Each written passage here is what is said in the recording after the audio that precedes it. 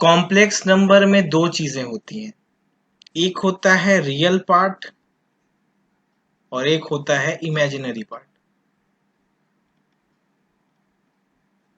अब ये रियल और इमेजिनरी क्या हो गया? तो देखिए अभी तक आप जब 10th में आप पढ़ रहे थे तो क्या होता था, जब आप क्वाड्रेटिक इक्वेशन सॉल्व करते थे और आपका डिस्क्रिमिनेंट लेस देन 0 आता था तो आप बस क्या लिख के निकल जाते थे कि नो रियल रूट्स। ठीक है, तो नो रियल रूट्स निकल के चले जाते हैं, लेकिन उसके आगे का जो सॉल्यूशन है, जब रियल रूट नहीं है तो उसको हम क्या बोलते हैं? Imaginary root. ठीक, तो देखो इमेजिनरी नंबर किसको बोलते हैं? जिसका आप जैसे कि आपको पता है ना कि रियल नंबर का स्क्वायर करने पे हमेशा पॉजिटिव मिलता है, हमेशा पॉजिटिव मिलता है। अभी तक आप ये जानते हो। इमेजिनरी नंबर ऐसा नंबर होता है जिसका स्क्वायर करने पे पॉजिटिव भी मिल सकता है और निगेटिव भी मिल सकता है, दोनों पॉसिबिलिटी। ठीक है, ऐसा नंबर होगा।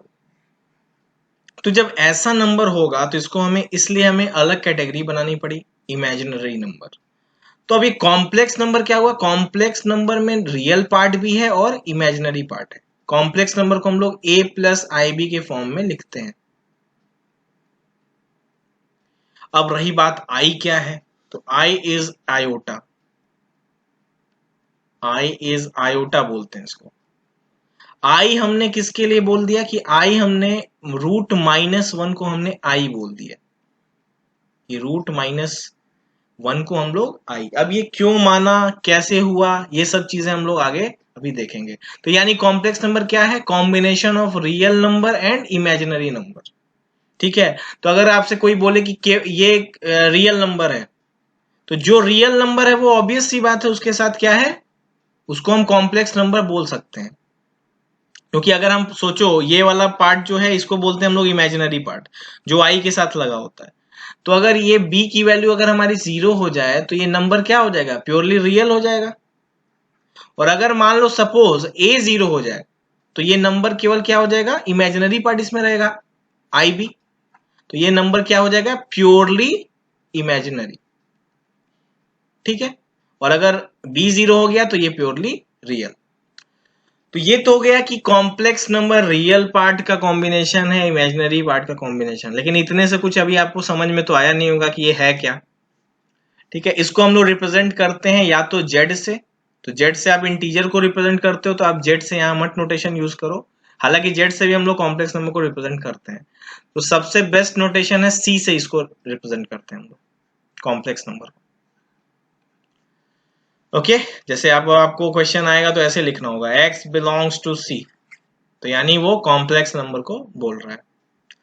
चलिए ठीक है, ये हो गई बात की कहानी कहां से शुरू हुई, जहां से d लेस देन 0 हुआ, जहां से नो रियल रूट्स मिला। तो जब नो रियल रूट्स मिला तो हमें रूट्स कुछ मिलता है, वो जो रूट मिलता है वो इस चैप्टर में हमें पढ़ाई करनी है, कॉम्प्लेक्स नंबर।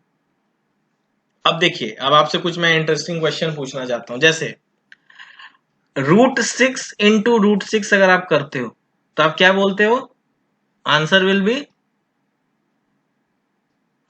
बी 6 इंटू 6 यानी 6 स्क्वायर यानी 6 डायरेक्ट, मतलब वैसे तो आप 6 डायरेक्ट लिख सकते थे। अब अगर आपसे बोला जाए 6 इंटू √-6, तो पहला क्वेश्चन तो आपके दिमाग में ये आना चाहिए कि यार ये तो रूट के अंदर में माइनस है, तो ऐसा तो आज तक हमने देखा ही नहीं है। पहली चीज तो ये है। तो एक रूल आप समझ लीजिएगा, रूल ये है कि कभी भी रूट के अंदर में माइनस आ जाए तो आप उसको कैसे लिख सकते हो? तो आपको इसको ऐसे ब्रेक करना पड़ता है। इसको आप √6 इंटू √-1 लिख सकते हैं। ठीक है, और √-1 को हम लोग बोलते हैं क्या? आयोटा, यानी आई। यानी हम इस पूरे पार्ट को क्या लिख सकते हैं? √6i, और ये है आपका √6। तो अगर मैं इसको ऐसे लिखूं तो ये हो जाएगा √6 इंटू आई। देखिए, अब जो आपको ये वाला रूल है, ये रूल तभी लगता है जब आपके रूट के अंदर की वैल्यू दोनों पॉजिटिव हो, तभी आप रूट के अंदर में दोनों वैल्यू को मल्टीप्लाई कर सकते हैं। ध्यान रखिएगा। ठीक है, अगर आपका रूट का एक भी वैल्यू निगेटिव है तो आपको इस तरह से सॉल्व करना पड़ेगा। रूट -6 मान लो था तो इसको आपने ऐसे लिखा। अब आप ये दोनों पॉजिटिव है तो अब इसको आप फिर से क्या कर सकते हो, √6 इंटू √6 यानी √36 और उसका रूट हो जाएगा 6। तो इसका आंसर आ जाएगा 6i। ठीक है, यानी इसको आप क्या लिख सकते हो, 6√-1 या 6i सिंपल। तो यहीं से दिक्कत शुरू हो गई कि जब रूट के अंदर में माइनस आने लगा तो अब हमें इसको रिप्रेजेंट कैसे करें। तो रिप्रेजेंट करने के लिए ही हमने आई का नोटेशन यूज करना शुरू किया कि कोई भी इमेजिनरी नंबर हो उसको हम लोग रियल पार्ट के साथ अगर हम आई लगा देते हैं तो वो इमेजिनरी पार्ट को शो करने लगता है। मतलब कि ये वाला पार्ट क्या है, इमेजिनरी है तो रियल नंबर से ही शो कर रहा है, √6i। तो √6 तो रियल पार्ट है, इसका स्क्वायर करने पर तो पॉजिटिव ही आएगा, लेकिन ये वाला पार्ट इसको बता देगा कि नहीं ये तो भाई इमेजिनरी पार्ट का पार्ट है। तो इसलिए हमने आई का नोटेशन यूज किया। अब जैसे आपसे कोई पूछे √6 इंटू √-5 तो आप क्या बोलेंगे, जल्दी से आंसर बताइए।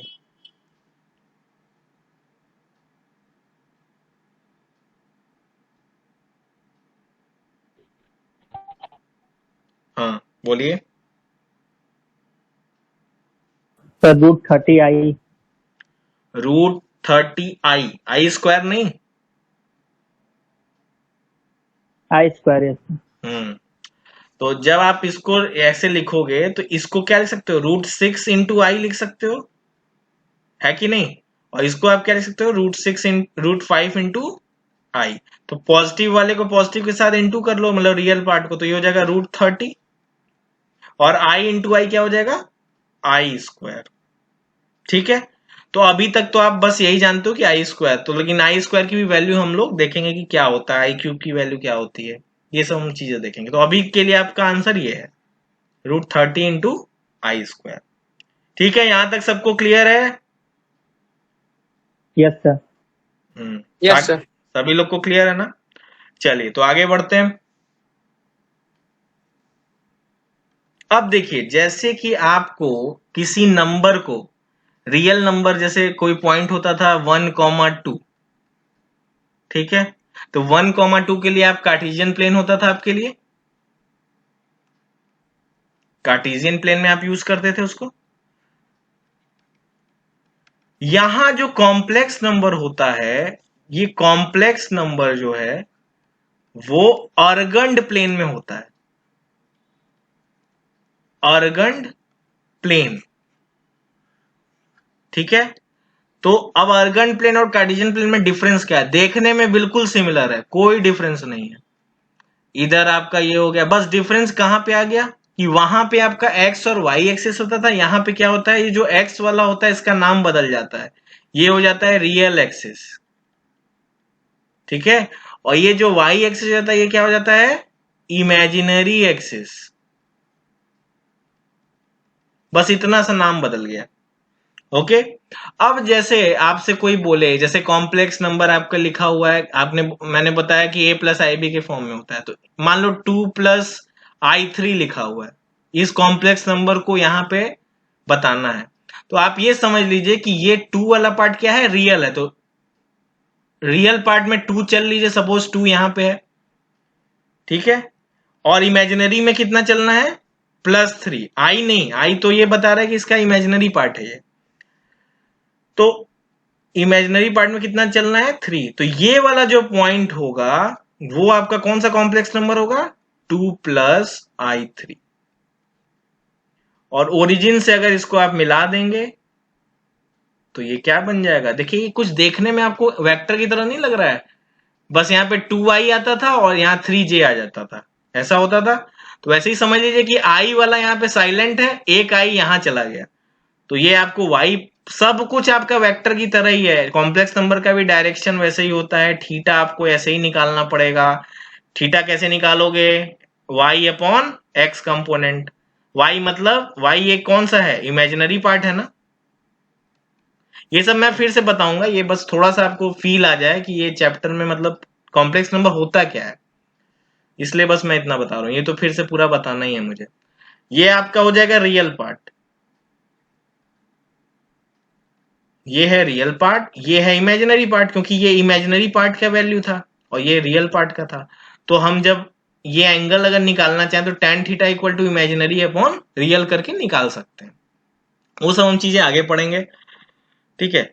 ये हो गया। और इस वाले पार्ट को हम लोग बोलते हैं क्या, अगर किसी वेक्टर का हम ये बोले ये कोई वेक्टर है और इसका इसका लेंथ अगर पूछा जाए तो उसको क्या बोलते हैं हम लोग, magnitude of vector, magnitude of vector बोलते हैं। तो इसको हम क्या बोलेंगे यहाँ पे, इसके लेंथ को मॉडुलस, जैसे वहां पे आप मॉड लेते हैं ना किसी वेक्टर पे, तो ऐसे इसको बोलेंगे मॉड ऑफ जेड। जेड से रिप्रेजेंट अगर इस कॉम्प्लेक्स नंबर को कर रहे हैं तो इसको मॉड जेड बोलेंगे।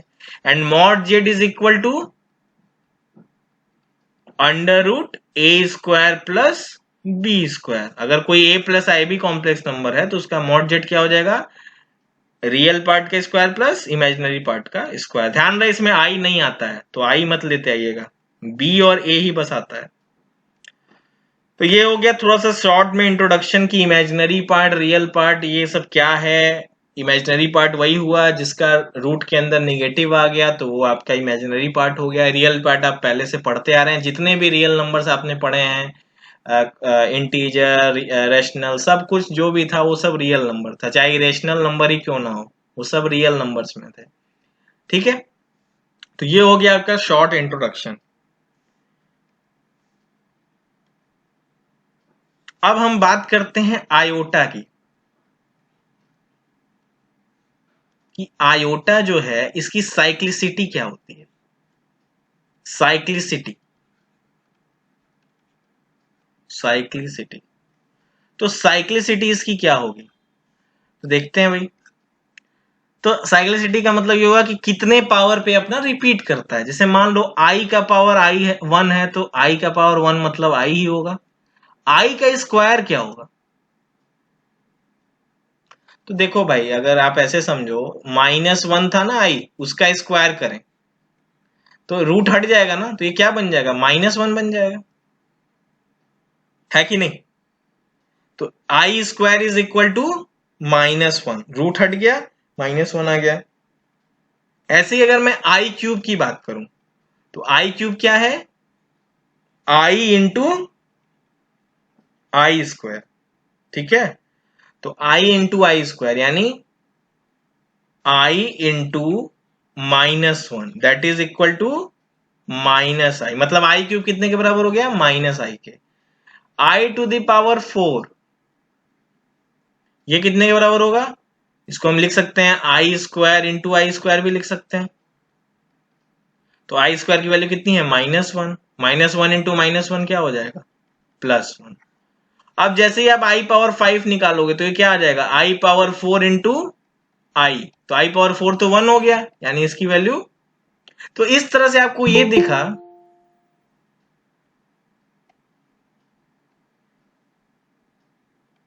इस तरह से आपको ये दिख रहा है कि इसकी जो साइक्लिसिटी आ रही है वो कितने पे आ रही है, 4 पे आ रही है। 4 के वैल्यू पे ये अपना वैल्यू फिर से रिपीट करने लग जा रहा है, ठीक है।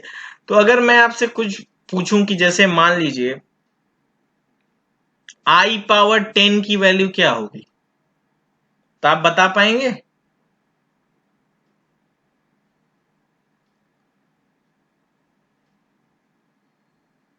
कोई ट्राई करे, बताएगा कोई।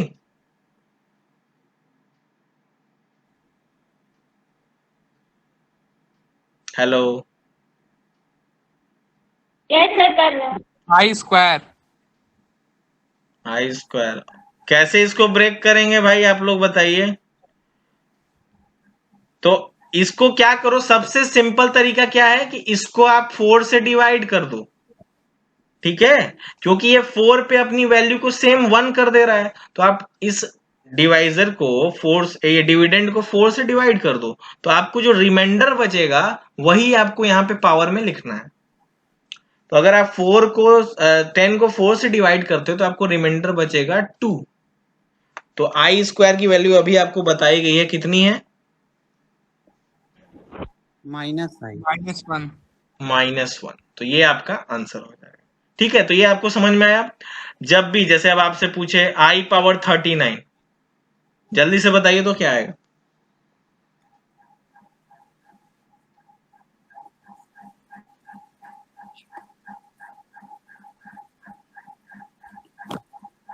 -1 सर। माइनस -I -i, हाँ -i सही है।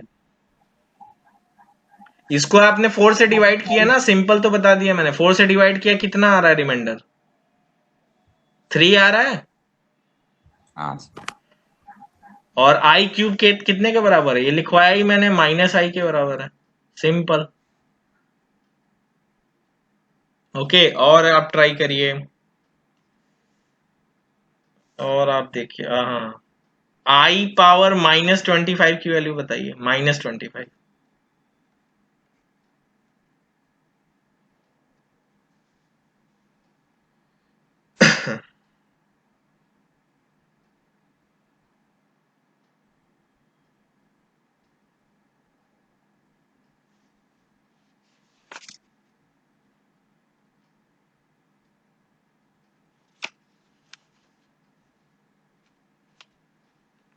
Sir 1/i।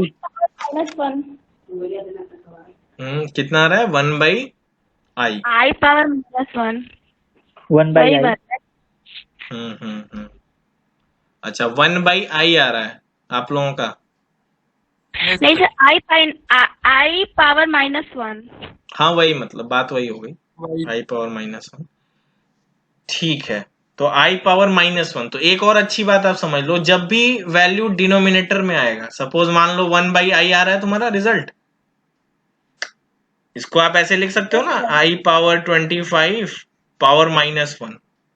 तो ये 25 की आपको साइक्लिसिटी आप 4 से डिवाइड करोगे तो यहाँ क्या बचेगा? 1 बचेगा। तो आप इसको i पावर -1 लिख सकते हो डायरेक्ट। ठीक है, अब 1/i आपका आंसर में नहीं है, तो आप क्या करोगे ना, ऊपर नीचे i से इंटू कर दोगे। ठीक है, क्योंकि कॉम्प्लेक्स नंबर ऐसे तो होता नहीं है 1 + i में, वो हमेशा ऊपर में रहेगा ना i पार्ट। तो आप क्या करोगे, ऊपर में i से, नीचे में i से इंटू करोगे तो हो जाएगा i अपॉन नीचे i स्क्वायर हो गया। ठीक है, तो i और i स्क्वायर की कितनी वैल्यू है? -1। तो उसको -1 रखोगे तो आंसर इज -i। ठीक है, क्लियर है सबको? Yes sir. Yes sir. अब एक चीज बताइए, अब आप लोग बताओ, i plus I square plus I cube plus i power 4, इसकी वैल्यू बताओ कितना आ रहा है?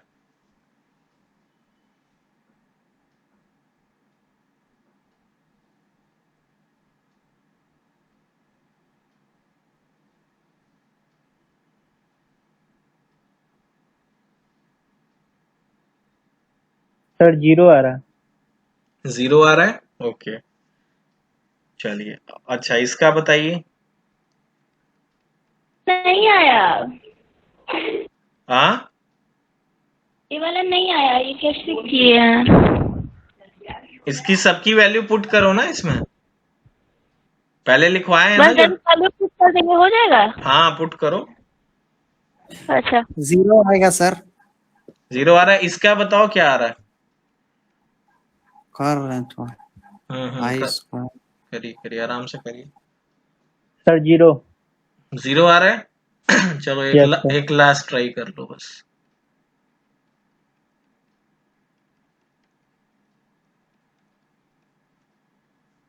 इसका बता दो।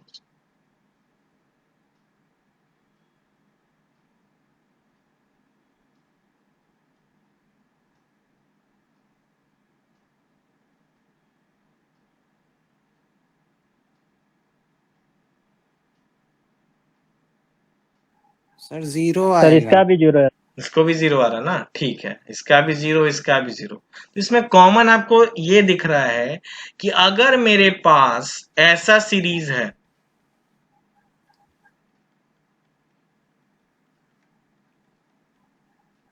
ठीक है, तो रिजल्ट विल बी 0। ऐसे आप सीधा याद रखिए कि अगर कोई लगातार i के कॉन्जिक्यूटिव पावर्स अगर आपको ऐड किए जा रहे हैं 4, तो आपका उसका रिजल्ट क्या आएगा? 0 आएगा। ये आपको अभी आपका एक रिजल्ट बन गया कि i power n plus i power n plus 1 is equal to 0। ठीक है, समझ में आ गया, इसको नोट कर लीजिए, वेरी इंपॉर्टेंट।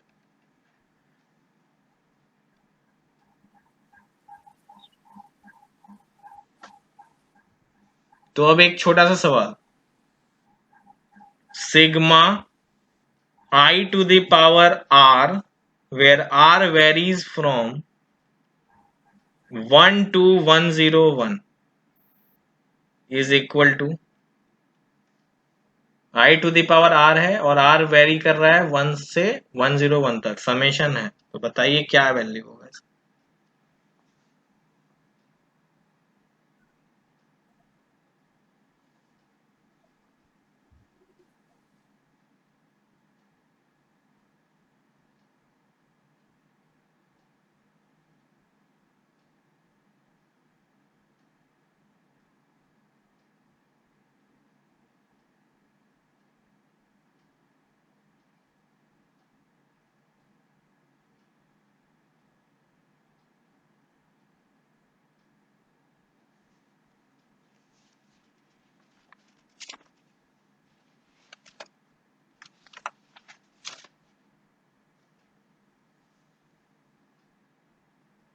बस आई आएगा सर।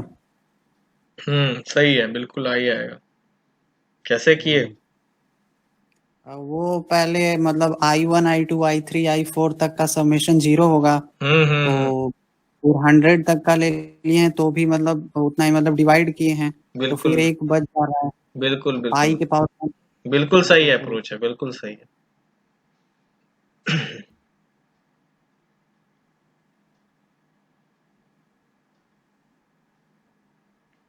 ठीक है, तो और लोगों का नहीं है भाई? सिंपल इसको आप एक्सपेंड करके एक बार लिखिए तो आपको खुद ही समझ में आएगा।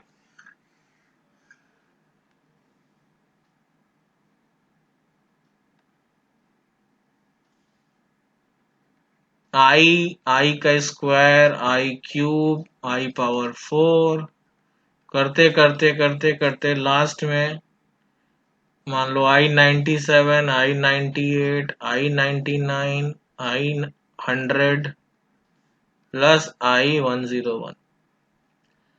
ठीक है, अब आप ये देखिए, ये जो चार हैं वही I5 से लेके I8 तक भी यही होगा, I9 से I12 तक भी 0 ही होगा, ये भी कॉन्जिक्यूटिव है, ये भी कॉन्जिक्यूटिव, ऐसे करते करते अगर आप देखो तो ये चार चार का अगर हम मल्टीपल देखते जाएं तो ये 100 तक ये क्या होगा, 0 बन जाएगा। 0 प्लस 0 कितने बार 0 बनेगा? 25 बार। अब कितने बार भी बने उससे हमें क्या मतलब है, लेकिन वो 0 बनता जाएगा। एक पेयर बस लास्ट में बचेगा, कौन सा? ये वाला I पावर 101, जो कि ये किसी के साथ नहीं हो पाएगा, तो इसकी वैल्यू बस हम फाइंड कर लेंगे। इसको हम 4 से डिवाइड करेंगे तो हमें रिमाइंडर बचेगा 1, तो आंसर विल बी I। सबको क्लियर है? Yes yes sir. Sir. Okay, चलिए Yes, sir. चलिए, तो ये हो गया I पावर। एक और करिए आप लोग।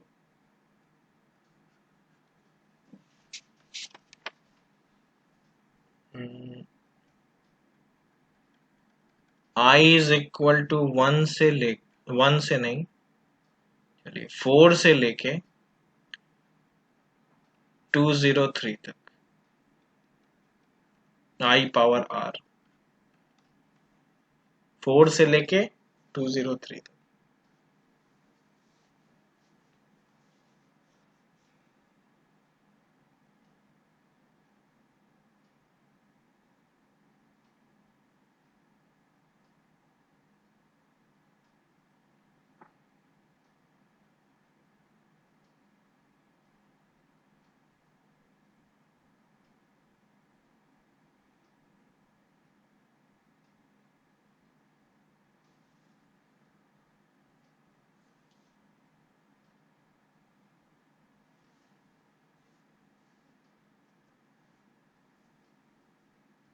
तो माइनस आई।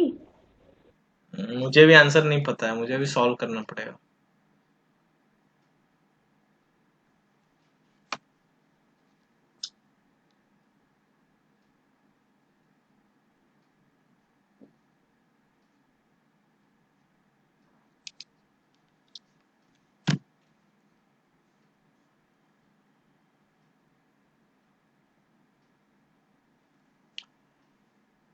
तो फिर से आपने ऐसे ही लिखा होगा i पावर 4 से। तो अब मैं तो कहूंगा कि i पावर 5 से लेके i पावर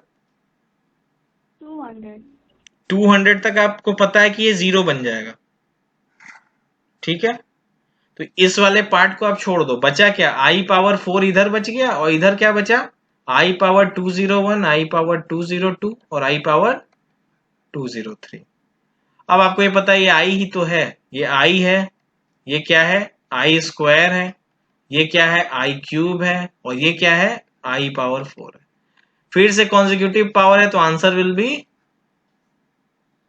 0।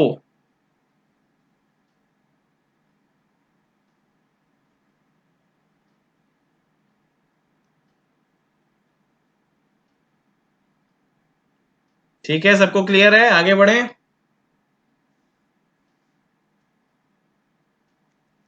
बोल दो भाई हाँ ना कुछ। Yes sir. चलिए, तो Yes, sir. आई पावर पे आप क्वेश्चन कर पाएंगे साइक्लिसिटी पे, I hope.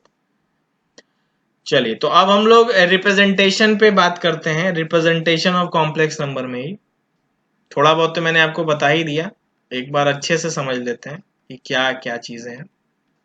So representation of complex number,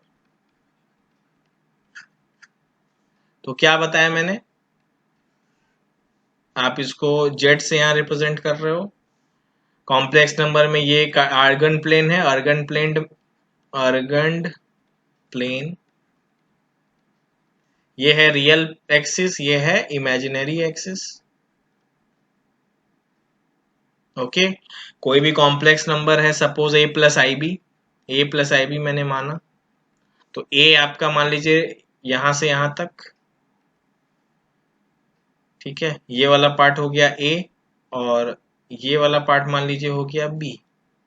तो ये जो कॉम्प्लेक्स नंबर बना ये हो गया a कॉमा, अगर पॉइंट में लिखे तो हम क्या लिख सकते हैं, a comma b। a x का पहले लिखते हैं, y का बाद में लिखते हैं, तो वैसे ही यहां पे ही फॉलो करना है। ये वाला एंगल क्या होता है, थीटा। ठीक है, तो थीटा क्या होता है ये भी हम लोग देखेंगे। थीटा हम कैसे निकाल सकते हैं ये आपको समझ में आ रहा है। तो theta will be equal to क्या, इमेजिनरी पार्ट tan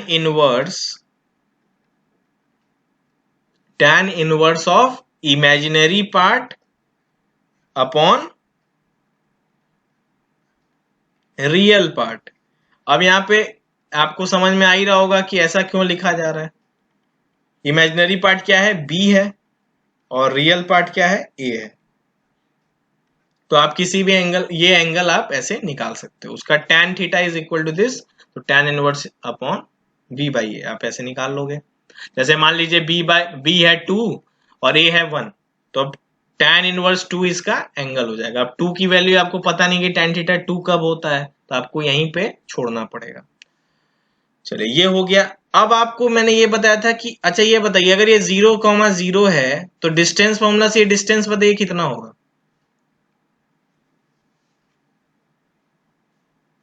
अगर मैं इसका नाम O दे देता हूं, O और A और ये हो गया B, तो OA का बताइए क्या होगा डिस्टेंस।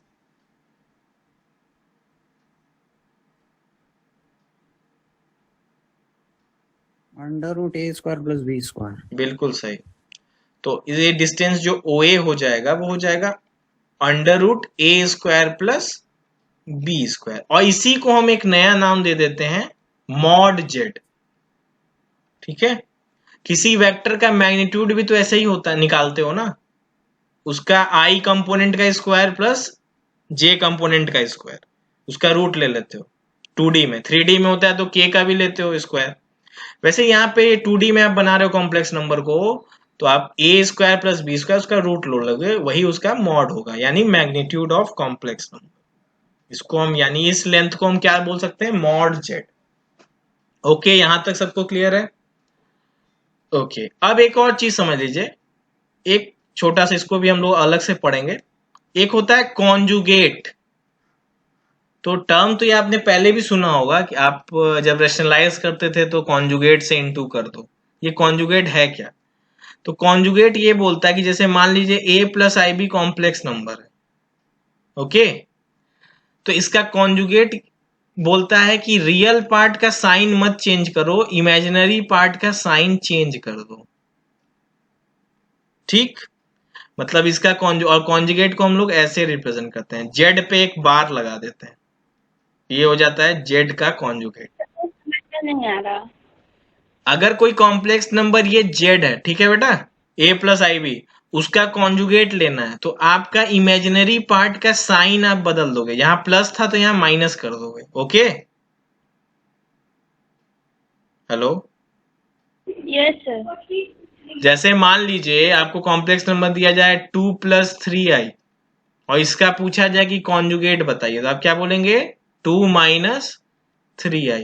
अगर आपसे बोले कि इस कॉम्प्लेक्स नंबर का कॉन्जुगेट बताइए तो आप क्या बोलोगे? 2 प्लस 3i, साइन चेंज कर दोगे। अगर आपसे पूछे कि 2 नंबर है, इसका आप कॉन्जुगेट बताइए, तो इसका कॉन्जुगेट 2 ही रहेगा ना, क्योंकि इमेजिनरी पार्ट इसका क्या है? 0 है, तो इमेजिनरी पार्ट का तो साइन चेंज। हेलो, जीरो आई नहीं हो सकता। हो सकता है 2 माइनस 0i हो सकता है, लेकिन उसका कोई मतलब नहीं है ना, 0 में माइनस और 0 में प्लस लगने का कोई मतलब तो होता नहीं है, तो आप इसको डायरेक्ट 2 लिख सकते हैं। ठीक है, अगर प्योरली, हाँ, अगर आपसे दिया जाए कोई क्वेश्चन हो कि 2i का कॉन्जुगेट बताइए,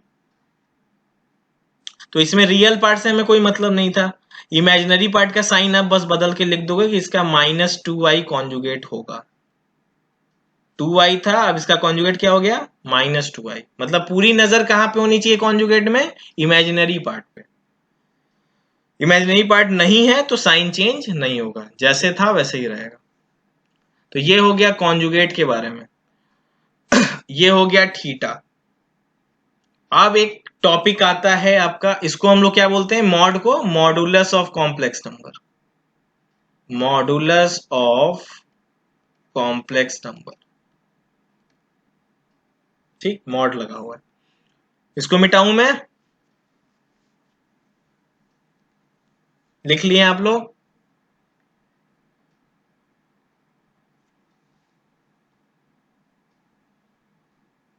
बोली, लिख लिए हैं तो आगे बढ़े।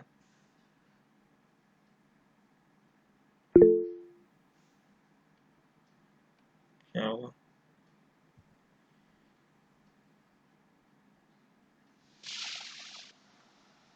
ओके, अब देखिए, यहीं पे मैं बताता हूँ, पूरा मिटा नहीं रहा।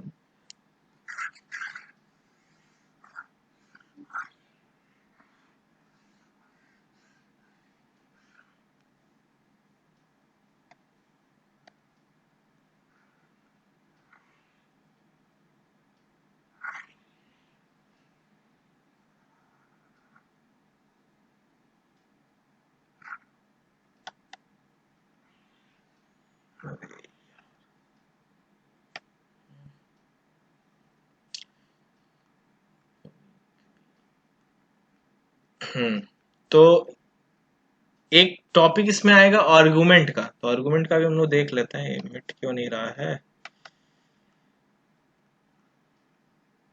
लो, छोटा ही हो गया।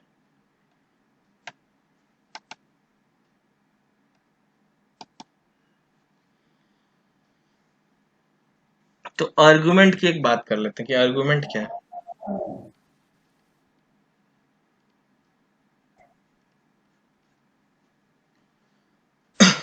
तो argument of a complex number क्या होता है? थीटा तो हमने समझ लिया कि क्या होता है, इमेजिनरी अपॉन रियल का tan इनवर्स। तो लिख लीजिए इसका डेफिनेशन कि angle made by given complex number, angle made by given complex number with positive real axis, positive real axis, ध्यान रहे।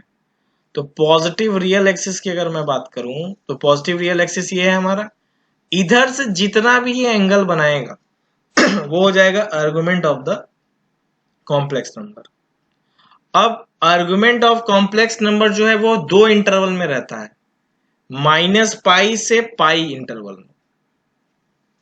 -π से π पे क्लोज रहेगा, -π पे ओपन रहेगा। अब -π एंगल आप जानते हो, अगर यहां से मैं यहां तक जाता हूं क्लॉकवाइज तो इसको हम लोग निगेटिव एंगल काउंट करते हैं, और अगर हम लोग पॉजिटिव एक्स से एंटी क्लॉक चलते हैं इस साइड तो हम लोग पॉजिटिव काउंट करते हैं। तो सभी एंगल कवर हो गए ना। इसमें भी इसका मतलब ये हुआ कि इसमें भी हमें 4 क्वाड्रेंट मिलेंगे। फर्स्ट ये हो गया, सेकंड ये हो गया, थर्ड ये हो गया और फोर्थ ये हो गया। ठीक है, उसके अकॉर्डिंग ये एंगल आप निकालोगे। अगर यहां कॉम्प्लेक्स नंबर हुआ सेकंड में तो थीटा जो हो जाएगा 90 से बड़ा हो जाएगा। अगर यहां कॉम्प्लेक्स नंबर हो गया तो थीटा कितना हो गया, 180 से भी बड़ा, और अगर यहां हो गया तो 270 से भी बड़ा। लेकिन अगर इस थर्ड और फोर्थ क्वाड्रेंट में आपको अगर एंगल होगा तो आपको आर्गुमेंट कहां से रिपोर्ट करना है, क्लॉकवाइज, क्योंकि आपको -π से π में ही एंगल को रखना है। तो अगर आपको थर्ड क्वाड्रेंट और फोर्थ क्वाड्रेंट देखना है तो आपको एंगल क्लॉकवाइज लेना है। जब आप फर्स्ट और सेकंड में होंगे तो आपको कहां से एंगल लेना है, एंटी क्लॉकवाइज लेना है। तो वो तो हम लोग क्वेश्चन करेंगे, आपको समझ में आएगा। ठीक है, चलिए ये हो गया आर्गुमेंट का डेफिनेशन। अब हम लोग बात करते हैं कि आर्गुमेंट अगर मान लीजिए कि सेकेंड क्वाड्रेंट में है या थर्ड क्वाड्रेंट में है तब क्या होगा। तो फर्स्ट केस में बनाता हूं कि argument is equal to Z. Argument को हम लोग ऐसे ए आर जी से रिप्रेजेंट करते हैं। Argument of this is equal to theta if जो कॉम्प्लेक्स नंबर हो किस में आ जाए, फर्स्ट क्वाड्रेंट में आ जाए। ठीक है, अगर ये कॉम्प्लेक्स नंबर यहां पे है तो आपको सीधा दिख रहा है कि जितना थीटा आएगा वही तो ये पॉजिटिव एक्स से बनाएगा, सीधी सी बात है। लेकिन अगर मैं आपसे बोलता हूं कि ये कॉम्प्लेक्स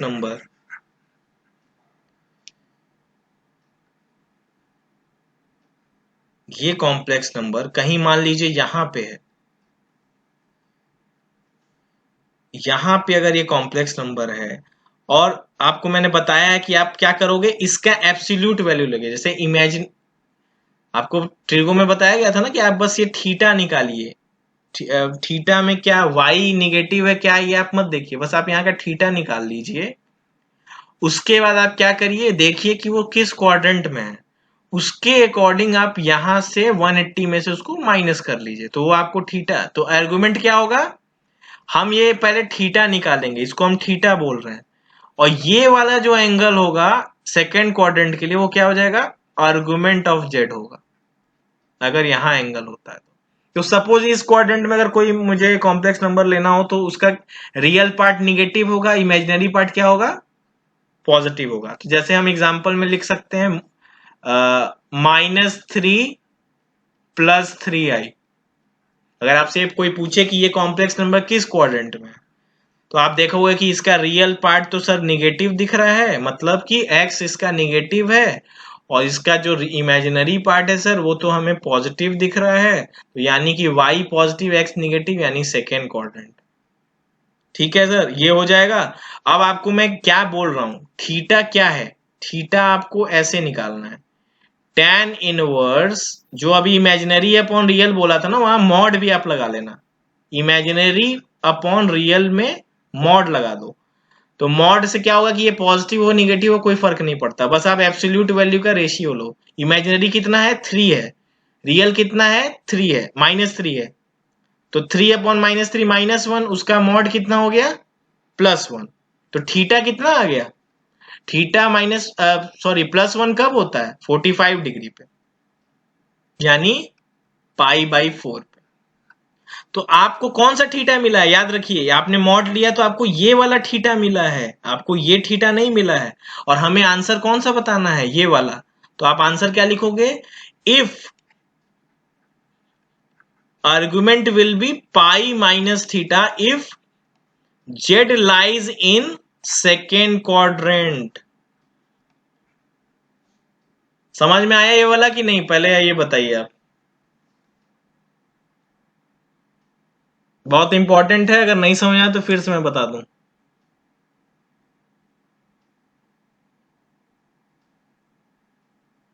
हेलो, नहीं आया सर। नहीं समझ में आया ना? फिर से मैं बताता हूँ, पूरा क्लियर करके बता रहा हूँ। चलिए देखिए,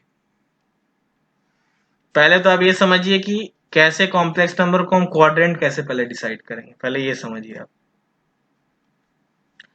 ये है आपका इमेजिनरी एक्सिस, ये है रियल एक्सिस। ये पॉजिटिव रियल एक्सिस है, ये निगेटिव, ये पॉजिटिव, ये निगेटिव, एकदम एक्स वाई की तरह आपको समझना है। अगर आपसे कोई कॉम्प्लेक्स नंबर बोले कि 2 प्लस आई कहां पे होगा, या 2 प्लस 2i कहां पे होगा, तो आप क्या बोलेंगे? किस क्वाड्रेंट में होगा ये? First quadrant. फर्स्ट क्वाड्रेंट में होगा, क्योंकि इसका रियल पार्ट भी पॉजिटिव है और इमेजिनरी पार्ट भी पॉजिटिव है। तो हम कैसे इसको रिप्रेजेंट करेंगे? 2 पे यहां गए और 2 पे यहां गए, ये जो पॉइंट आ गया ये वाला, यही आपका क्या हो गया? ये वाला कॉम्प्लेक्स नंबर 2,2। ठीक। अब आपसे कोई बोले कि इसका आर्गुमेंट बताइए, तो आर्गुमेंट का डेफिनेशन क्या है कि ये वाला जो कॉम्प्लेक्स नंबर है पॉजिटिव रियल एक्सिस से कितना एंगल बना रहा है। तो मैंने क्या बताया आपको कि इमेजिनरी अपॉन रियल करेंगे और उसका इसका tan थीटा निकालेंगे सपोज। तो इमेजिनरी कितना है? 2 है। रियल कितना है? 2 है। इसका मॉड लेंगे तो कितना आ गया? 1 आ गया। तो theta will be equal to 45 degree. अब आपको डायग्राम, ये मॉड मैं इसलिए ले रहा हूं क्योंकि आप ये फर्स्ट क्वाड्रेंट में तो सब वैल्यू पॉजिटिव आएगा, सेकंड में निगेटिव आएगा, थर्ड में भी निगेटिव पॉजिटिव आएगा, इसमें फिर निगेटिव आने लगेगा। तो आपको मॉड लेना है। और आपको मैंने ट्रिगो में ही बताया था कि जो भी मॉड लेने के बाद एंगल आता है वो हमेशा पॉजिटिव एक्स के साथ होता है, सॉरी एक्स के साथ होता है, पॉजिटिव निगेटिव की बात नहीं है, वो हमेशा एक्स के साथ एंगल बनाता है। तो अगर मैं यहां पे बोलूं तो ये एंगल ये वाला बनाएगा। मान लीजिए यहां कॉम्प्लेक्स नंबर है तो आपको मॉड लगाएंगे तो ये एंगल देगा, यहां कॉम्प्लेक्स नंबर है तो आपको ये वाला एंगल देगा। पॉजिटिव हमेशा एक्स के साथ देता है। अगर यहां कॉम्प्लेक्स नंबर है तो आपको ये वाला एंगल देगा। तो इस चीज का आप ध्यान रखना अगर मॉड लगा के सॉल्व करना है। चलिए ठीक है, ये तो हो गई बात इसकी।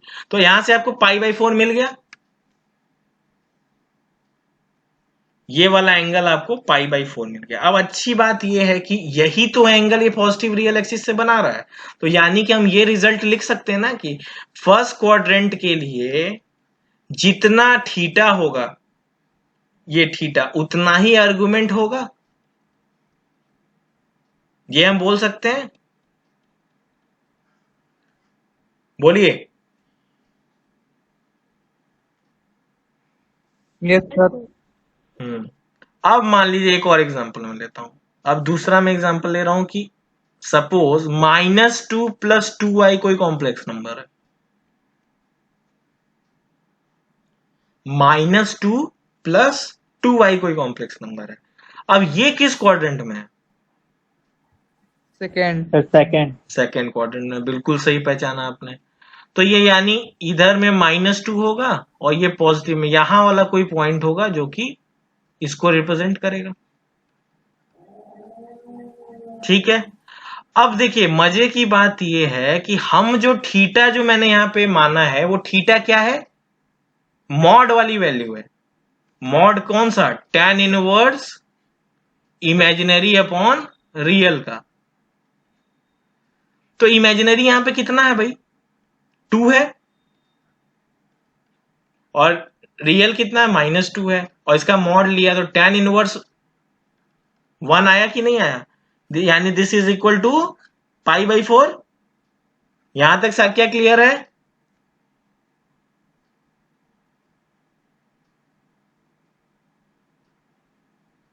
Hello, yes sir. ये π/4 आ गया। तो लेकिन π/4 कहां से आया? तो π/4 हमेशा जब भी आप मॉड लेंगे तो कहां से आता है,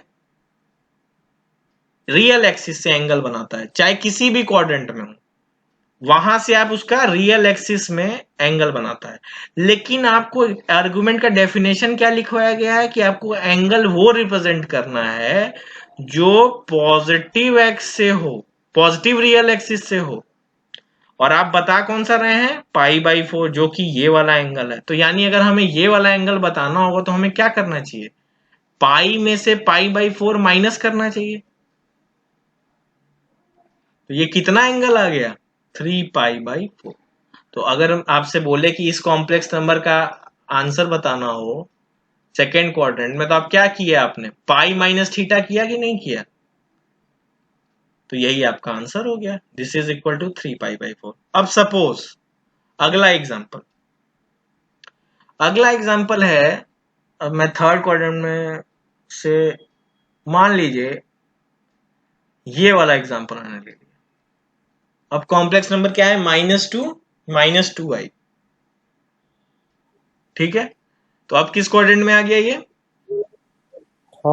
थर्ड में आ गया। थर्ड। तो थर्ड में आ गया, तो ये देखिए माइनस तो यहां पे रिप्रेजेंट करेगा ये पॉइंट। अब आप जब मॉड लेंगे tan inverse imaginary upon real, तो अभी भी वैल्यू π/4 ही आ रहा होगा, आएगा कि नहीं? Yes. तो अब कौन सा थीटा एंगल बना रहा है, ये वाला थीटा एंगल बना रहा है, ये वाला जो है ये थीटा एंगल बना रहा है।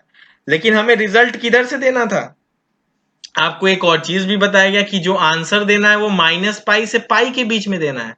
तो अगर आप कहेंगे कि सर मैं तो ये बोलूंगा कि पाई प्लस थीटा कर दीजिए, क्योंकि हमें आंसर पॉजिटिव एक्स से देना था, तो पाई प्लस थीटा आप जब करेंगे तो आंसर पाई से बड़ा हो जाएगा, और बोला गया है कि आर्गुमेंट जो होना चाहिए -π से π के बीच में होना चाहिए। तब दूसरा रास्ता क्या बचता है कि आप यहां से क्लॉकवाइज आ जाइए, ठीक है। तो अगर मैं बोलूं ये थीटा है और ये वाला एंगल, तब कितना होगा, पाई माइनस थीटा होगा। अगर ये थीटा है तो ये पाई माइनस थीटा होगा। और अब आपको इसको साइन कन्वेंशन यूज करना है, क्योंकि हम पॉजिटिव से क्लॉकवाइज जा रहे हैं, तो एंगल में माइनस लगेगा कि नहीं लगेगा, लगेगा। तो यानी आर्गुमेंट का वैल्यू जो हो जाएगा इस केस में क्या हो जाएगा, थीटा माइनस पाई हो जाएगा कि नहीं हो जाएगा, बोलिए हाँ कि ना।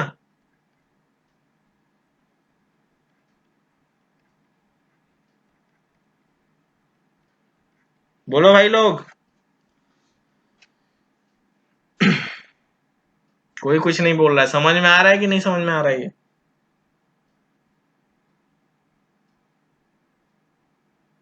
हेलो, ये समझ में आया ये कैसे हो रहा है, आशीष तुमको Yes, sir. समझ में आया नहीं है, ओके Yes, sir. ठीक है ठीक है। चलो अब हम लोग आते हैं फोर्थ क्वाड्रेंट में। अब तुम लोग का सब जो भी डाउट है यही क्लियर हो जाना चाहिए। फोर्थ क्वाड्रेंट में अगर आए तो हम कौन सा कॉम्प्लेक्स नंबर लें, इसी फॉर्मेट में लेता हूं। तो रियल पार्ट पॉजिटिव होना चाहिए, मतलब 2, और इमेजिनरी निगेटिव। तो ये वाला कॉम्प्लेक्स नंबर इधर आ सकता है, तो ये अब मैं यहां पे रिप्रेजेंट कर सकता हूं। फिर से मैंने मॉड लिया, अब फिर से मैंने जब मॉड लिया तो आप देखिए ये वाला पार्ट है, ये मान लीजिए कॉम्प्लेक्स नंबर है, तो ये वाला एंगल,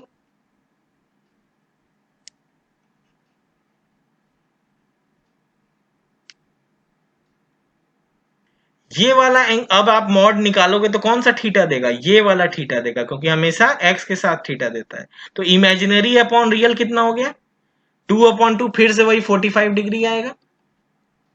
लेकिन अब आपको ये कौन सा एंगल है, ये आप क्लॉकवाइज चल रहे हो ना इस कॉम्प्लेक्स नंबर को पहुंचने के लिए, तो आंसर क्या आप रिपोर्ट करेंगे आर्गुमेंट का, आर्गुमेंट विल बी -θ, यानी -π/4। अब -π/4 इस रेंज में आएगा, ये भी देखो इस रेंज में आ रहा था, ये भी इस रेंज में आ रहा था, और ये भी इस रेंज में आ रहा था। तो चारों जो वैल्यूज हमने निकाली वो इस रेंज में सेटिस्फाई कर रहा है, यानी कि हमारा आर्गुमेंट सही है। अब इसमें कोई डाउट है तो बता दीजिए।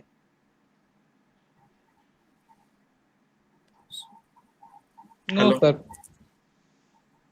चलिए कोई बात नहीं, चलिए आगे बढ़ते हैं हम लोग। एक बार मैं अब ये वाला टेबल बना देता हूं जो मैं बनाना चाह रहा था। तो अगर मैं बोलूं थीटा मैं किसको मान रहा हूं, tan inverse imaginary upon real को, ठीक है। अगर ऐसा कर रहा हूं तो आर्गुमेंट अगर मैं फर्स्ट क्वाड्रेंट में हूं, सेकंड में हूं, थर्ड में हूं और फोर्थ में हूं, तो डायरेक्ट मैं क्या ले सकता हूं, आर्गुमेंट विल बी थीटा के बराबर। इसमें क्या होगा आर्गुमेंट जेड का, पाई माइनस थीटा के बराबर, और इसमें आर्गुमेंट जेड का क्या हो जाएगा, थीटा माइनस पाई के बराबर, और इसमें आर्गुमेंट ऑफ जेड कितने के बराबर हो जाएगा, माइनस थीटा के बराबर। ठीक है, तो ये एक रिजल्ट हो गया जो आप मतलब डायरेक्ट भी याद रख सकते हो, नहीं तो आपको कॉन्सेप्ट तो मैंने बता ही दिया कि कैसे करना है। ठीक है, साइन कन्वेंशन की बात करें तो इधर से एंटी क्लॉक पॉजिटिव और ये क्लॉक क्लॉकवाइज नेगेटिव, ये भी आप बहुत पहले से जानते हो, तो ये सब चीजें कॉमन ही है, कुछ नया नहीं है।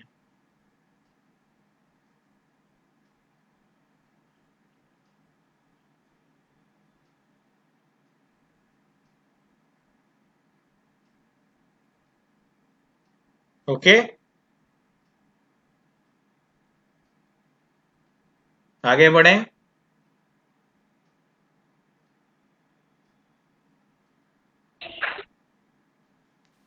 Yes sir. चलो ठीक है, ओके, अब हम लोग कुछ क्वेश्चंस करते हैं इस पे। तो आप बताइए, पहला क्वेश्चन है, if Z is equal to √3 plus i, इसका आपको बताना है, मॉड जेड बताना है और इसका आर्गुमेंट भी बताना है। दोनों बताइए, तो ट्राई करिए।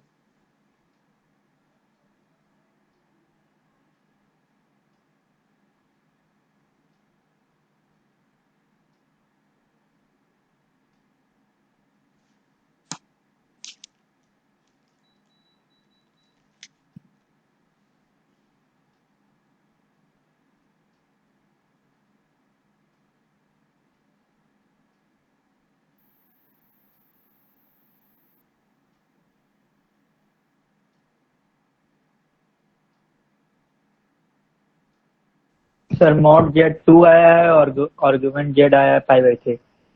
Pi by pi by 5/3। 5/3 कि पाई बाई 6?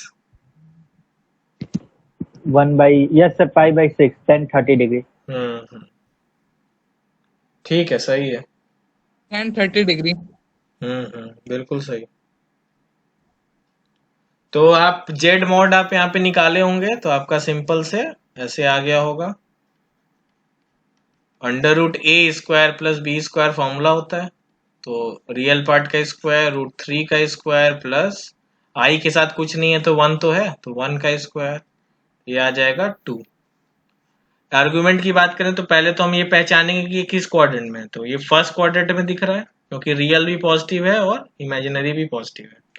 तो फर्स्ट क्वाड्रेंट में है तो हमें पता है argument is equal to theta होता है, और थीटा कितने के बराबर होता है, tan inverse of mod of imaginary. Imaginary कितना है, 1 पार्ट, कुछ नहीं है तो 1 तो है, और रियल पार्ट कितना है, √3 है। तो tan कब 1/√3 होता है, 30 डिग्री। ठीक है, तो answer is argument Z is equal to theta which is equal to π/6। Clear है सबको?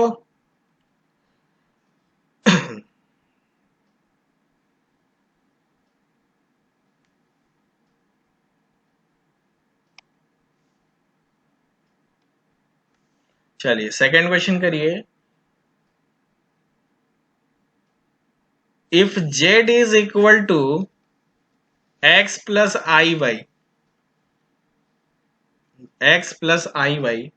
then find the argument of mod z.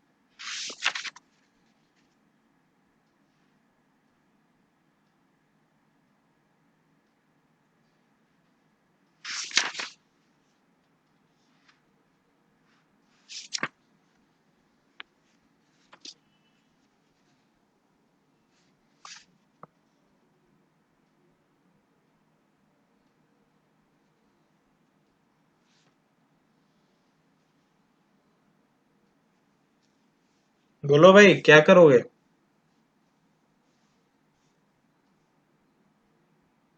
पहले आप मॉड जेड निकालिए, मॉड जेड है क्या? तो mod Z is equal to X square plus Y square. अच्छा अब देखो, यानी कि हमें आर्गुमेंट किसका निकालना है? देखो ये वाला जो पार्ट है ये तो रियल पार्ट है ना, इसमें कोई इमेजिनरी पार्ट तो है नहीं। मॉड का अगर हम ले रहे हैं तो इसके साथ कोई इमेजिनरी पार्ट है ही नहीं। तो अगर हम इसको बात करें तो ये इमेजिनरी पार्ट जब इसका 0 है और ये रियल पार्ट इसका हमें पॉजिटिव दिख रहा है, तो ये कॉम्प्लेक्स नंबर होगा कहां? अगर हम इसको प्लॉट करें तो वही कहीं यहां पे होगा, बोल सकते हैं।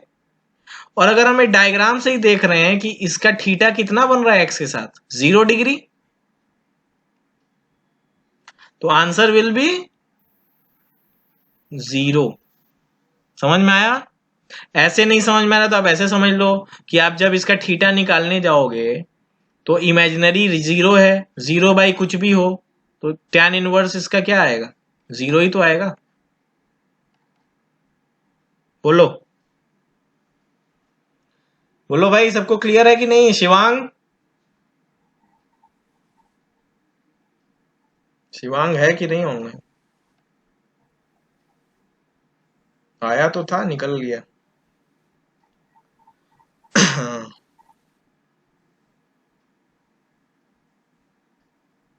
और लोग को समझ में आया ये कैसे हुआ?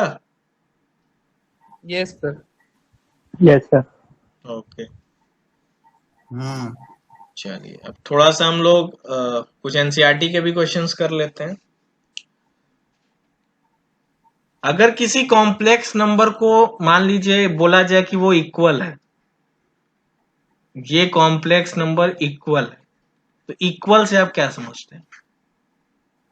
इक्वल होने का मतलब ये होता है कि उसका रियल पार्ट के बराबर, इमेजिनरी पार्ट, जैसे suppose a plus I B is equal to X plus I Y, अगर ऐसा दिया हुआ है तो इसका मतलब क्या है कि रियल पार्ट यानी a is equal to X and b is equal to Y.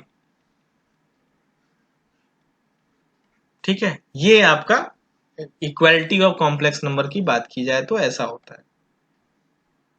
तो इक्वालिटी ऑफ कॉम्प्लेक्स नंबर आप सिंपल है बहुत, रियल को रियल से, इमेजिनरी को इमेजिनरी से। ओके, तो इस पे एक क्वेश्चन करें हम लोग। तो क्वेश्चन है, find the value of x and y if 4x plus I into 3x minus y is equal to I minus I6. Find the value of x and y. करिए।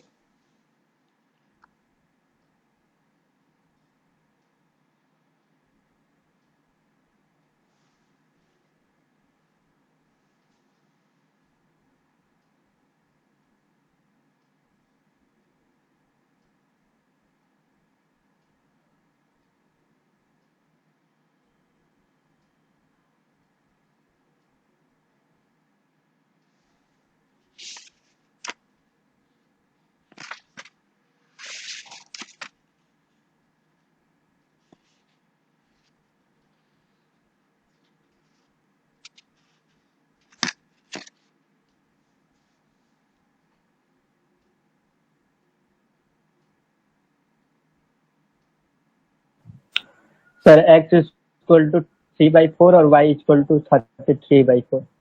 30 कितना बोले? y क्या बताया हो? 33/4। हाँ हाँ सही है, सही है, 33/4। बिल्कुल सही। और लोगों का हुआ? Yes sir. ओके, सेम आ रहा है answer? x is equal to हाँ, हाँ सर। अच्छा अच्छा,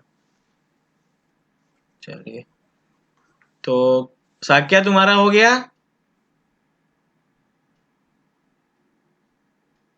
नो सर।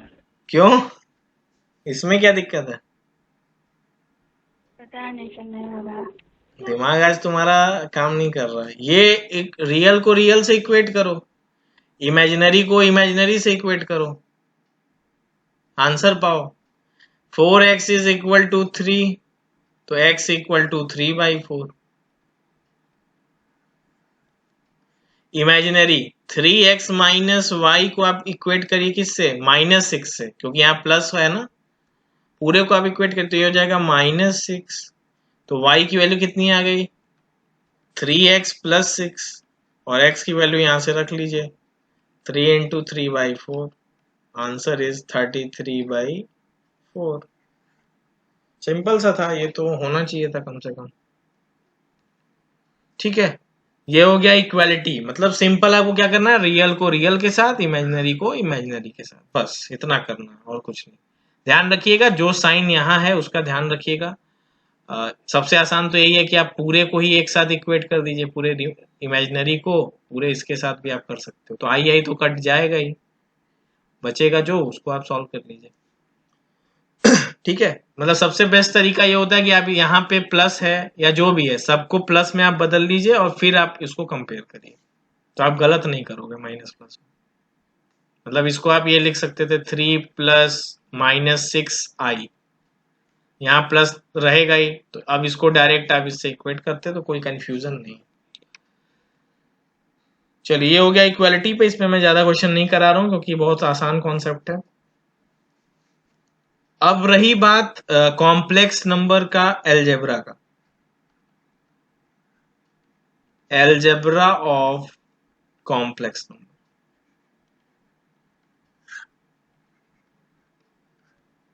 अब ये क्या है? तो पहली चीज तो ये है कि ये कॉम्यूटेटिव लॉ को फॉलो करता है।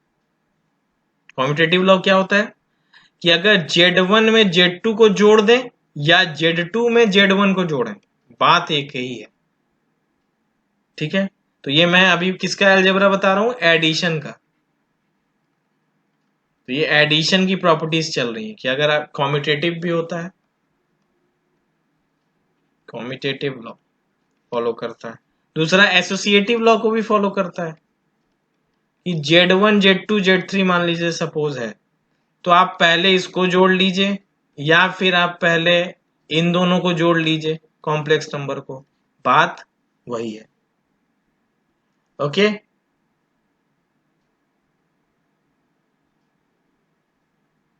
चलिए। अच्छा, एडिटिव आइडेंटिटी क्या होता है? जैसे मल्टीप्लिकेटिव इनवर्स आपने सुना होगा, एडिटिव इनवर्स सुना होगा। एडिटिव आइडेंटिटी ये होता है कि जिसको जोड़ने पे वही चीज हो जाए। तो अगर कोई कॉम्प्लेक्स नंबर सपोज 1 + i है, उसमें क्या जोड़ें कि वो वही का खुद वही रहे? तो 0 आप ऐड कर दीजिए। तो किसी भी कॉम्प्लेक्स नंबर का एडिटिव आइडेंटिटी क्या होता है? एडिशन में, एडिशन के लिए ध्यान रखिएगा, एडिटिव आइडेंटिटी की बात हो रही है, तो 0 मतलब उसको जोड़ने पे वही कॉम्प्लेक्स नंबर आ जाए, उसी को बोलते हैं हम लोग एडिटिव आइडेंटिटी। अगर आपसे बोला जाए कि एडिटिव इनवर्स बताइए, जैसे दो तरह के इनवर्स आपने पढ़े थे ना, 7th या 8th में पढ़ा होगा। एडिटिव इनवर्स एक होता है मल्टीप्लिकेटिव इनवर्स। तो मल्टीप्लिकेटिव इनवर्स क्या होता है? जिसका इंटू करने पे 1 आ जाए। एडिटिव इनवर्स मतलब जिसको जोड़ने पे 0 आ जाए। तो अगर कोई कॉम्प्लेक्स नंबर z है और उसको जो ऐसा क्या कॉम्प्लेक्स नंबर लिखें जिससे वो 0 आ जाए, तो उसका ठीक माइनस करके लिख दें। जैसे इसका 1 + i का अगर मुझे निगेटिव नंबर लिखना हो तो क्या लिखूंगा? -1 - i, इन दोनों को जोड़ूंगा तो मुझे 0 मिल जाएगा। तो additive inverse is equal to -z। ठीक है, ये हो गई बात। ये एडिशन की बात चल रही थी। अब बात ये हुई कि सर आपने ये सब तो बता दिया, अब ये बताइए कि जोड़ेंगे कैसे। ऐसा ऐसा फॉलो तो करता है लेकिन जोड़ेंगे कैसे, तो वो भी बहुत ही सिंपल है। जैसे सपोज Z1 मैंने लिया 2 + 3i, Z2 मैंने लिया 3 + 4i।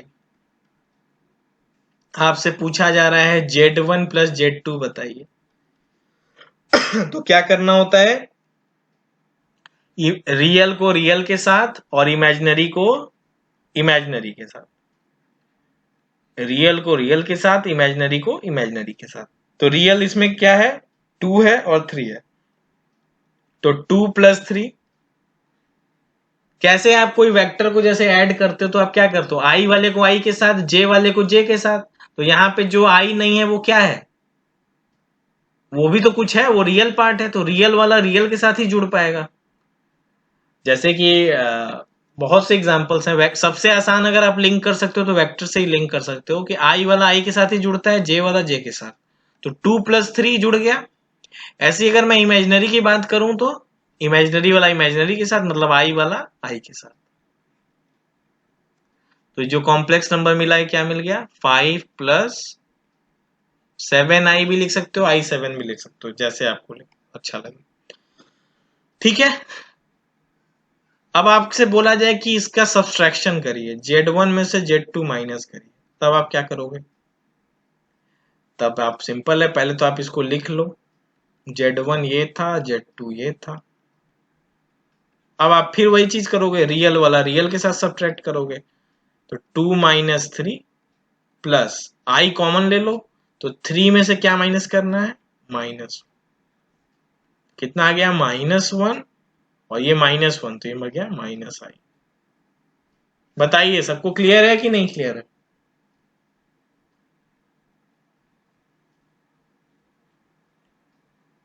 बोलिए भाई लोग।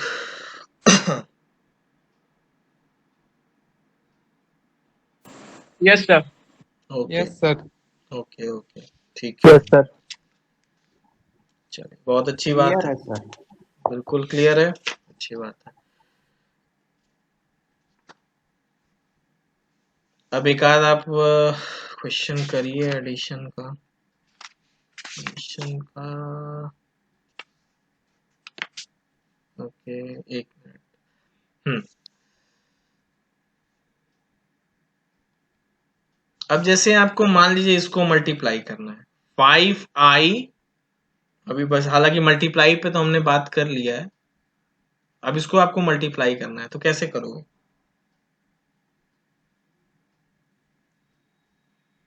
तो रियल वाले को रियल के साथ, यानी 5 × 1/8, यानी 5/8 हो गया। i × i क्या हो जाएगा, i²।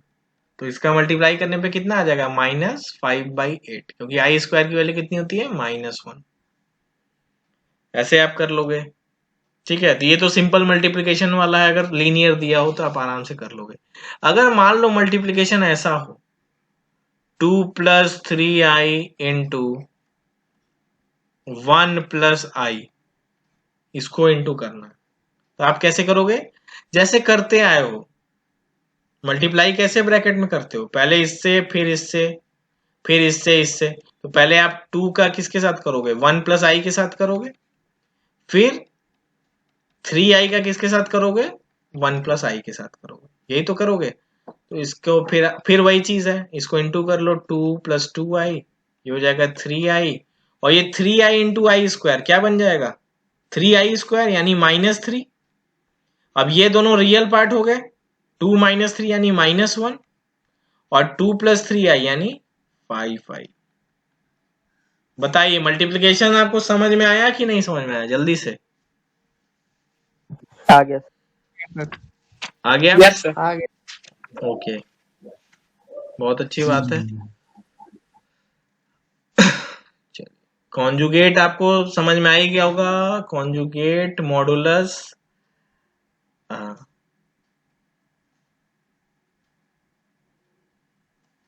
अब आपको ये बोल रहा, एक क्वेश्चन है कि 5 - 3i³ इस क्यूब को a प्लस आई बी के फॉर्म में लिखना है। समझ में आया? इसको मतलब a प्लस आई बी मतलब रियल पार्ट और इमेजिनरी पार्ट अलग करके लिखना है। तो कैसे लिखेंगे? जैसे फॉर्मूला हमारे पास है वैसे ही लिखेंगे। क्या फॉर्मूला है? a क्यूब का फॉर्मूला, और a माइनस बी का होल क्यूब का क्या होता है? a cube minus B cube. अब b क्यूब में पूरा आएगा ना, नंबर की तरह ही आपको सॉल्व करना है। a cube minus B cube minus 3ab into a minus B. तो ये हो जाएगा 125, ये हो जाएगा माइनस 27 आई क्यूब, ये कितना हो जाएगा 45 आई। ठीक है, इसको और थोड़ा सिंप्लीफाई करेंगे। अच्छा, आई क्यूब की वैल्यू कितनी होती है? माइनस आई होती है ना, तो माइनस आई और ये माइनस, ये बन जाएगा कितना 27 आई, और इसको सॉल्व करेंगे तो कितना आ जाएगा 225। इसको आप इंटू कर लो, ये बन जाएगा कितना 135 आई स्क्वायर। आई स्क्वायर की वैल्यू कितनी होती है? -1।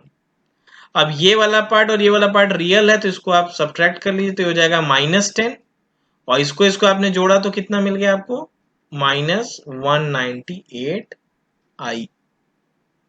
बताइए सबको समझ में आया ये कैसे हुआ? सिंपल। Yes sir. ओके, एक आप खुद से ट्राई करिए ये वाला, -√3 प्लस √-2 इंटू 2√3 माइनस आई, इसकी वैल्यू बताइए।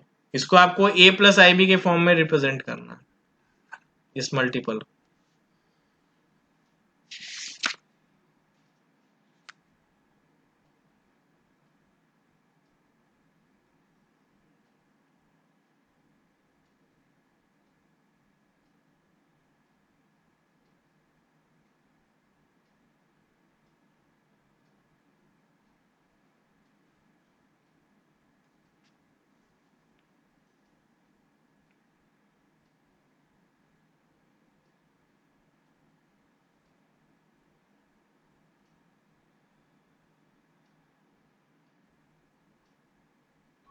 सर इसका आंसर √2 माइनस 6 प्लस ब्रैकेट में √3 प्लस 2√6 आई। √2 माइनस 6 रियल पार्ट आ रहा है, यस सर। इमेजिनरी एक बार चेक करो, गलत आ रहा है। इमेजिनरी एक बार चेक करो।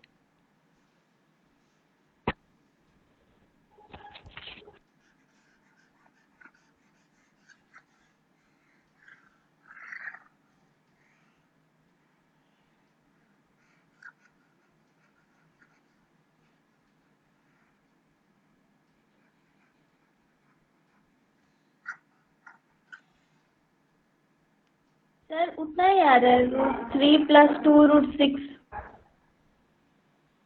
हाँ ठीक है ठीक है, √3 प्लस 2√6 तब ठीक है, मुझे लगा कि कुछ और आ रहा है। ठीक है, सही है। ओके, तो इसमें आपने क्या किया होगा, पहले इसको आई में कन्वर्ट किया होगा, तो -2 को आप क्या लिख सकते हैं? √2 आई लिख सकते हैं।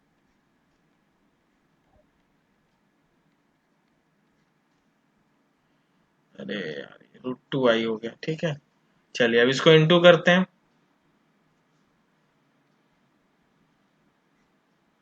स्पेशल अटेंशन चाहिए इसको। तो इसका हो जाएगा -√3 प्लस √2 आई इंटू 2√3 माइनस आई। इंटू किया तो इसका इसके साथ इंटू किया तो कितना आ गया -6, फिर इसका इसके साथ हुआ तो प्लस √3 आई, फिर इसका इसके साथ हुआ 2√6 आई, फिर इसका इसके साथ हुआ तो -√2 आई स्क्वायर। अब ये वाला पार्ट हो जाएगा आई स्क्वायर की वैल्यू -1, तो ये माइनस माइनस प्लस हो जाएगा, तो फाइनल आंसर विल बी √2 - 6। अब इसकी बात करें तो इसको भी आप लिख सकते हैं ऐसे, चाहे तो √3 कॉमन भी ले सकते हैं, नहीं तो नहीं भी ले सकते हैं, कोई दिक्कत नहीं है। √3 अगर आप कॉमन लेते हो तो आंसर विल बी 1 + 2√2। ठीक है, तो आपने a + IB के फॉर्म में इसको लिख दिया। सबको क्लियर है? Yes sir, yes sir. तो ये आपका सिंपल मल्टीप्लिकेशन Yes, हो sir. गया, सिंपल मल्टीप्लिकेशन हो गया। अब एक बस लास्ट टॉपिक है आज का, वो हम लोग कर लेते हैं, छोटा सा टॉपिक है, मल्टीप्लिकेटिव इनवर्स। एडिटिव इनवर्स आपने समझ लिया, एडिटिव इनवर्स मतलब जिसको जोड़ने पे 0 आ जाए, तो सीधी सी बात है उस कॉम्प्लेक्स नंबर का नेगेटिव ले लीजिए, वही आपका एडिटिव इनवर्स होगा। मल्टीप्लिकेटिव इनवर्स आपने पढ़ा होगा कि अगर जैसे a है, जैसे 2 है, इसका मल्टीप्लिकेटिव इनवर्स क्या होता है? 1/2 होता है, ताकि इंटू करने पे 1 आ जाए। मल्टीप्लिकेटिव इनवर्स का यही होता है। तो अगर कॉम्प्लेक्स नंबर z है तो उसका मल्टीप्लिकेटिव इनवर्स क्या होगा? 1/z। ओके, तभी तो इंटू करने पे 1 आएगा। लेकिन मजे की बात यह है कि 1/z जो है, ऐसा कोई कॉम्प्लेक्स नंबर का फॉर्म ही नहीं होता है। 1/a + IB तो कोई कॉम्प्लेक्स नंबर ऐसे होता नहीं है। तो इसको कॉम्प्लेक्स नंबर में बदलने के लिए हम क्या करते हैं? तो कॉम्प्लेक्स नंबर में जब भी आपको, मैं एकदम आप याद रखिए, जब भी नीचे में a + IB के फॉर्म में बनने लगे तो आपको क्या करना है? कॉन्जुगेट से इस कॉम्प्लेक्स नंबर के इंटू करना है ऊपर नीचे। तो ऊपर नीचे अगर आप इसके कॉन्जुगेट से इंटू करेंगे a - IB से, और ऊपर पीछे नीचे में क्या है? a + IB into a - IB। आपने ये कर दिया। अब देखिए ये क्या हो रहा है, ये हो गया a - IB। अच्छा, इसका मल्टीप्लाई करके बताइए कितना आ रहा है? डिनोमिनेटर बताइए कितना आ रहा है?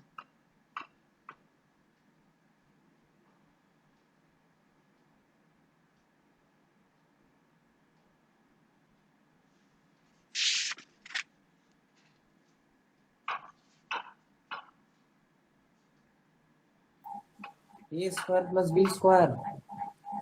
हाँ, a² + b², बिल्कुल सही। अब अगर आपको इसको कॉम्प्लेक्स नंबर में अलग अलग लिखना है तो आप क्या लिखेंगे? a/a² + b² plus i - b/, तो ये कॉम्प्लेक्स नंबर बन गया कि नहीं बन गया? ठीक है, तो यानी कि आपको अगर किसी भी कॉम्प्लेक्स नंबर का मल्टीप्लिकेटिव इनवर्स हो तो आपको ये फॉर्मूला याद करने की जरूरत नहीं है। आप उसको क्या करेंगे? बस उसके कॉन्जुगेट से इंटू करेंगे और देखेंगे कि क्या आ रहा है। नीचे वाला तो हमेशा यही आएगा, a² + b²। बस इसको आपको डिवाइड करके लिखना होगा। ठीक है, याद करना आपको बहुत ही आसान है। आप ऐसे भी याद कर सकते हो कि z conjugate upon mod of z², यही होता है क्या? z का इनवर्स। ठीक है, एक क्वेश्चन करेंगे इस पे छोटा सा। इसका मल्टीप्लिकेटिव इनवर्स बताइए 2 - 3i का।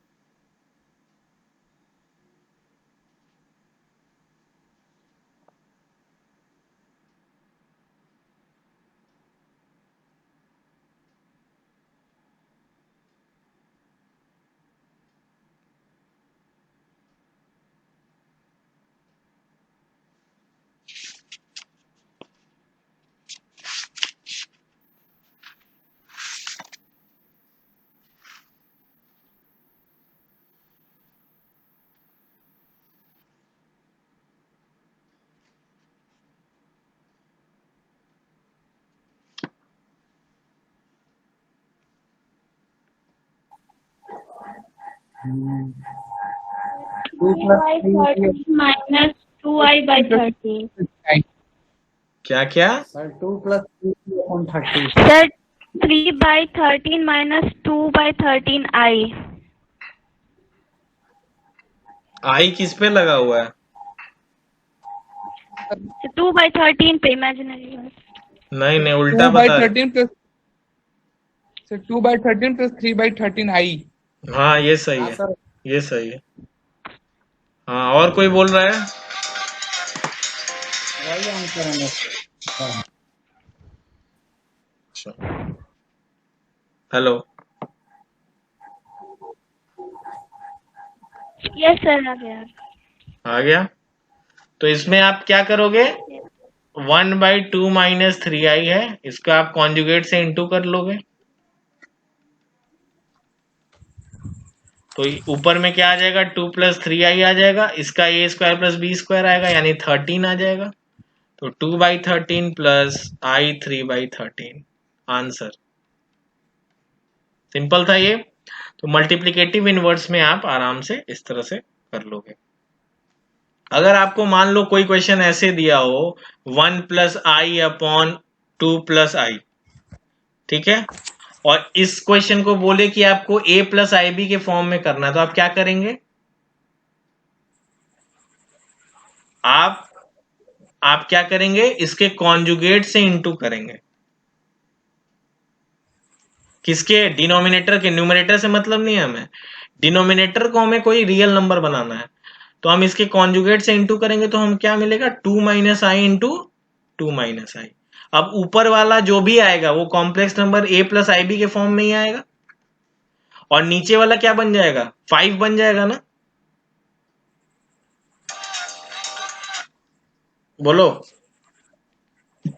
5 बन जाएगा कि नहीं बन यस जाएगा। सर।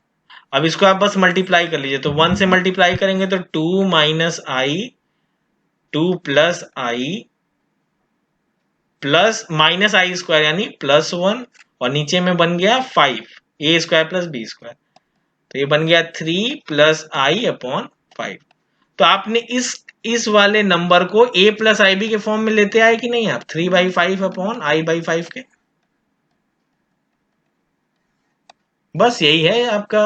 अगर इस तरह से कोई भी फ्रैक्शन में दिया होगा, अगले हम लोग लेक्चर में इस पे ज्यादा प्रैक्टिस करेंगे। एनसीईआरटी में क्वेश्चन दिया है एक्सरसाइज फर्स्ट वाले में ही 5.1 में, तो आप लोग का होमवर्क यही रहेगा, 5.1 आप करके आओगे। ठीक है, सबके पास बुक है ना।